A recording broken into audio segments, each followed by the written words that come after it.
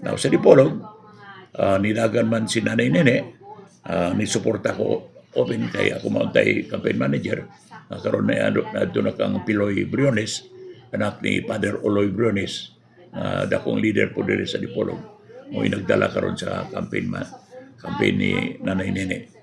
So, naman ako man ang emeritus chairman, maong mo back up ko unsay gani gi-commit ni Nanay Nene sa mga katawan o ang iya mga tao niya ay written 10 commitments, 10 commandments gingon mo pirmado sa tanan, sa governor to be, mayor to be, vice mayor to be, mga konsehal.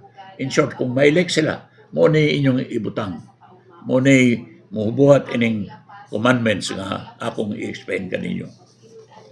Unang-una, klaro kayo nga since 27 years, gihurot ang negosyo sa mga pamilyang insik sa Dipolog.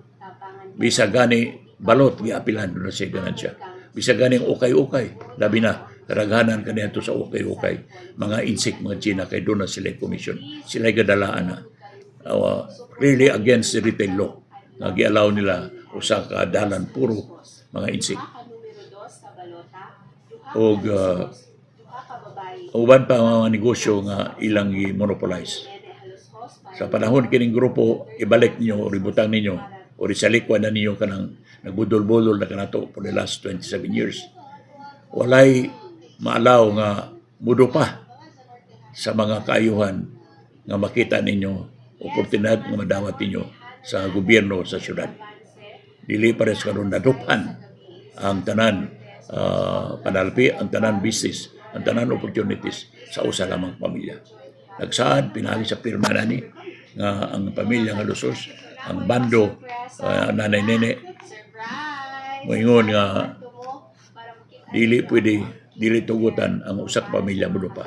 Nalabawan na sa sunod nga ang pamilya nga Lusos musaad sa mga samot nga di gyud mo apil, musaad nga dili mo intrag business katigayunan nga mo kompetensya sa unsang katigayunan nga naa diha karon sa Dipolog sa gamay o dako. Dili. So hangyo lang ko nga tuguti lang kami mabutang og high-rise social housing para sa mga pobre. Mula ako buhaton. Dahil sa Galas o Milote, mabutang mga 10 building 12 story social housing sponsor sa Pag-ibig o sa Disod.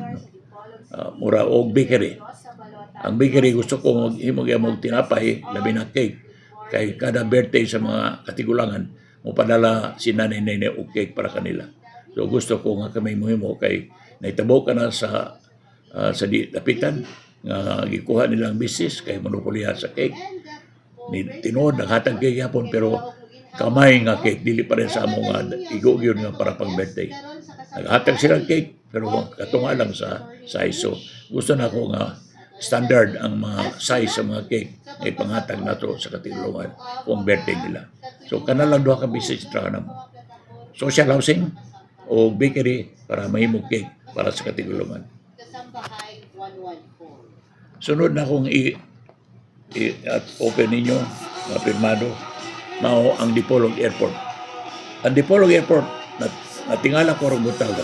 Niko niya nang mahaw ko si Jillian Ward mo atong ano niya gabi nagsulti sila nga yang nanay gusto ta musunod nagpabook kay di pa siya kauban sa kontrata nga nabook namo gani si Jillian Ward ni aging parke puno overbook ang Manila Dipolog.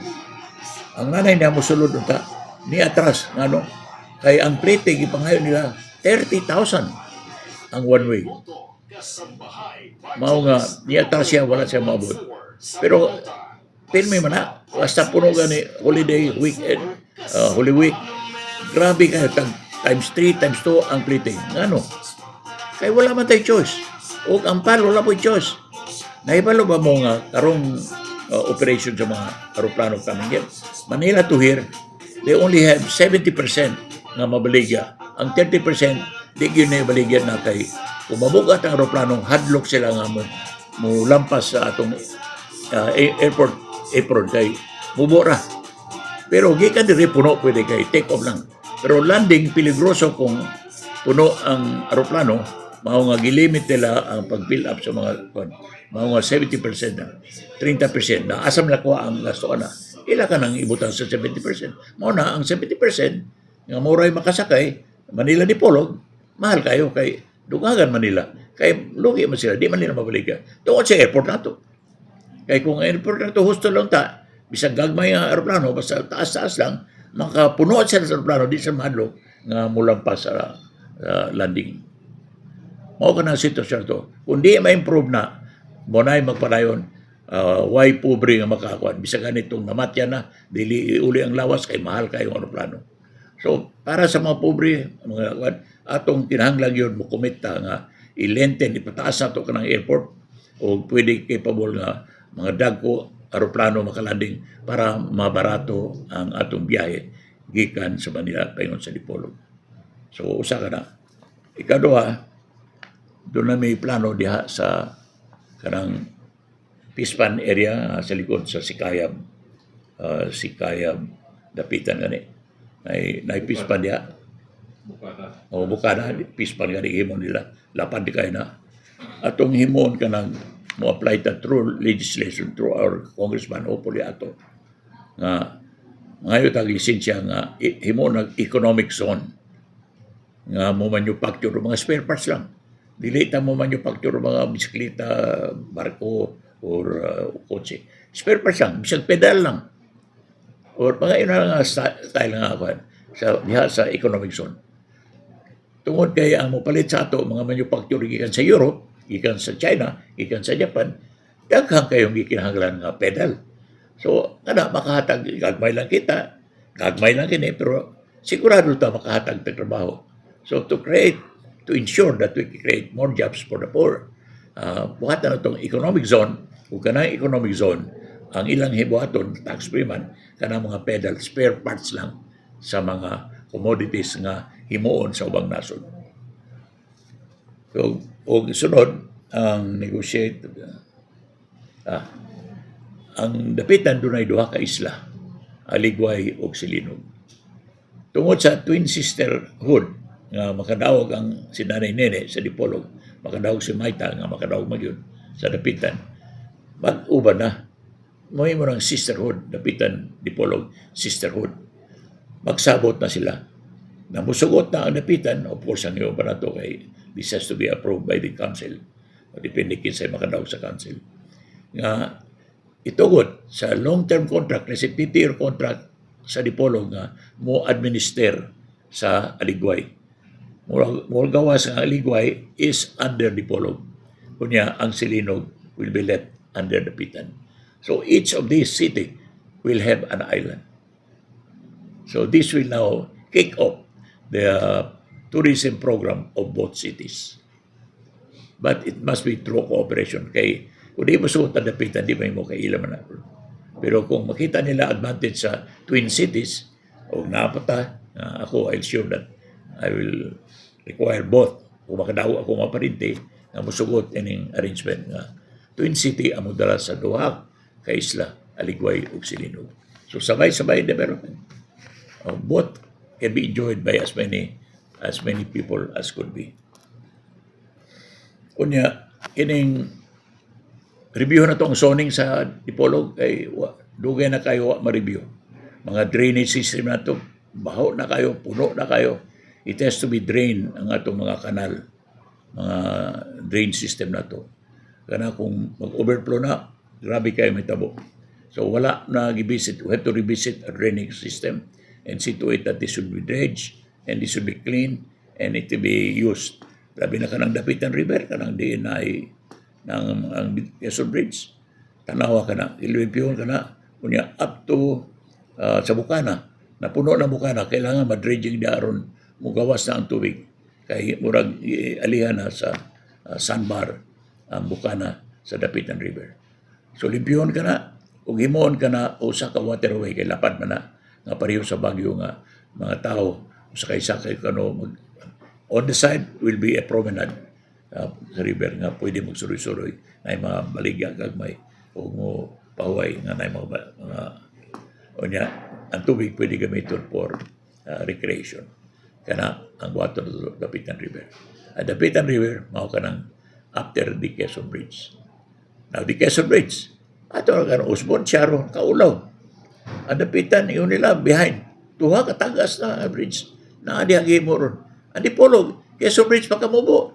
Kana ko sa nitabo hangtod karon naglisuta. Ayaw, dili pwede tuloy, dili pwede nga national na ako city. Ang city mo gamit sa national. Sila ay mo awang sa national. Ngayon mo akin sa city, kaya sila may tulubuan. Dili man ang national official. Ang mutubag ang city mayor. So sila ay maninguha. Mukuha sa national funds o pa-approve mga plano nga ma-improve ang city. Nga man napasagdan ka ng Quezon Bridge. Karo nga napasagdan. 27 years ang mga uy gadala sa city. Wala ginamaayo.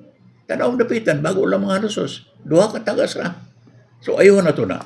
O pag ayaw na to na, ang plano na mo is doon ako'y drawing na makita man niyo. Pwede. Two story. Ang entry ground level, pagsulod sa Dipolog. Pagawas sa Dipolog sa taas. So, dili sila magtagbo. One way ang kay doon na tayo gihimo nga iconic nga bridge design. Dito pa lang mga amaze na ang mga bisita na to. Dili karon usod kasi Dipolog sa pag-amaze guba ang bridge, Quezon Bridge. Pero kini atong plano nga Dipolog mismo will put the best foot forward. O nga kana mo commit may nga ayuna mo kanang Quezon Bridge. O niya sa zoning siguro na to mga drainage, mga creeks will be drained o mga river will be drained o niya mga wires kabitay ayuhon kanang mga dalan sa poblasyon nga gagmay kundi na ito ma-widen kay na mga building utangan na ito second level aron one way lang ang unya himutag adequate parkingan kung wala space kay giurot na sa mga mga empty space yan butang 2 o 3 story nga parking building aron ma-solve ang atong traffic problem karon di pa kayo pero problema na in due time grabe kayong problema sa Dipolog. So, kana atong asikasuhan dayon. Unya, napailain,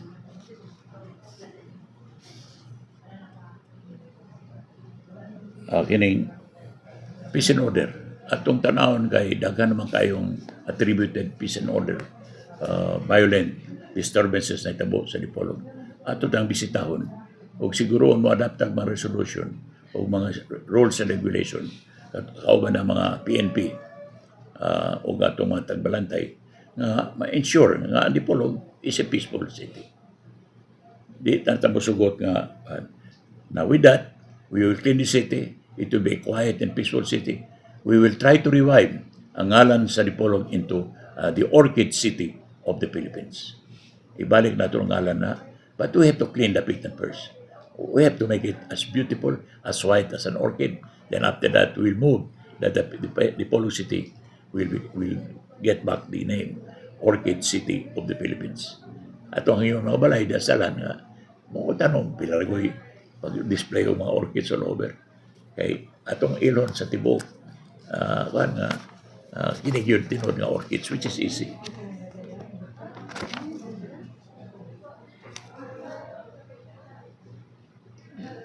Zoning code, dredging, Dapitan Dipolog.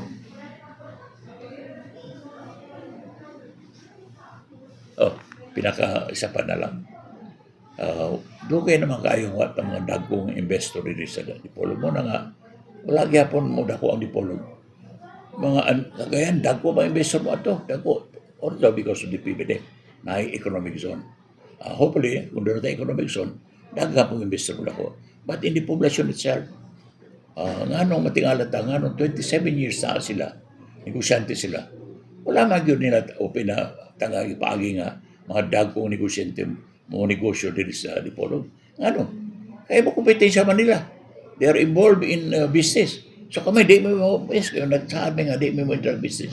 Kaya mo debot may og hangyo sa mga dagkong multinational, international, and national, multinational, nga mo abri og establishment sa Dipolog. O ang SP mo adapt og ordinance nga tagaan og liberal tax incentive ang kinsang kompanya mo open sa Dipolog, not less than 100 mo kapital og not less than 100 million. 100 million and more will now be given a tax holiday for Dipolog. Bisan sa kuda lang real estate tax ako na kaya. Pero more than that we can do. Those that are allowed the local government to touch the income system. Kay to give incentive to invite big companies to enter one, probably for 50 years, taga na to ka na ron. Makuha ba nilang kapital? Ang ROI nila, makuha nila within 50 years. And enjoy na sila ang ROI kay tagaan man sa Dipolog City. In the meantime, progressive ang Dipolog kaya ang mga komersyo will be very active. Ang mga tao doon ay trabaho. Now with that, we may realize nga to build up Dipolog into an highly urbanized city. Muna'y target sa nanay-nene team. Hinapunta, mga katawan na ngayong kausaban, hinapunta mga tao naghandog na doon na sila hilain makita nga kaayuhan sa atong pinalangan Dipolog. Naan ninyo ang desisyon, inyo kini, dili kiniila. Salamat, maayong buntag ninyo tanan. Zanorte News Flash! Digital Media.